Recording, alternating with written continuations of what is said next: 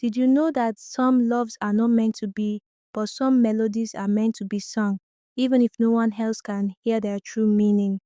Keni had a gift, a voice that could move anyone who heard it, but her voice wasn't just for music. It was a way for her to express the love she couldn't say out loud. She had fallen in love with Disu years ago. He was her best friend, the one person who understood her better than anyone.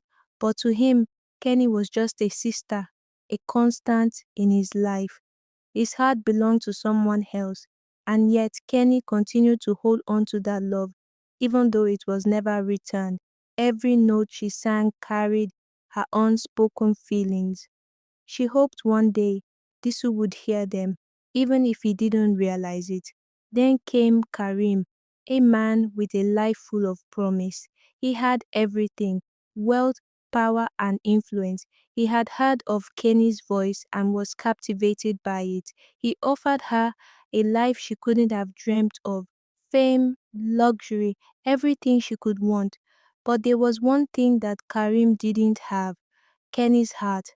Her parents, eager for her to have a comfortable life, urged her to accept Karim's offer, but Keni couldn't. Her heart had always been with Disu, even though she knew he would never feel the same way. It was a painful truth she had come to accept, but it was her truth. Choosing Karim would have meant betraying herself. It would have meant giving up on the love that filled her songs, no matter how unrequited it was. One day, after Keni turned Karim down for what seemed like the 100th time, Disu sat her down. His eyes were kind, but there was a sadness there that Kenny had never seen before. He told her he knew about her feelings. He had always known, but he had never said anything. He said he had his own life to live, and he could never love her the way she deserved. But he told her, "I want you to be happy, Kenny, even if it means letting you go."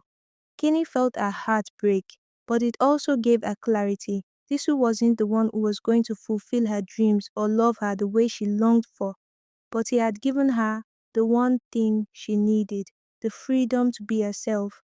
She realized that sometimes real love wasn't about being together, it was about setting someone free, even if it meant hurting. From that day on, Kenny's songs changed. They were no longer just about longing and unspoken love. They became songs of self-acceptance, of growth, and of understanding her own worth. She learned that her love for Disu didn't have to be something she mourned. It was something she could release, something she could heal from.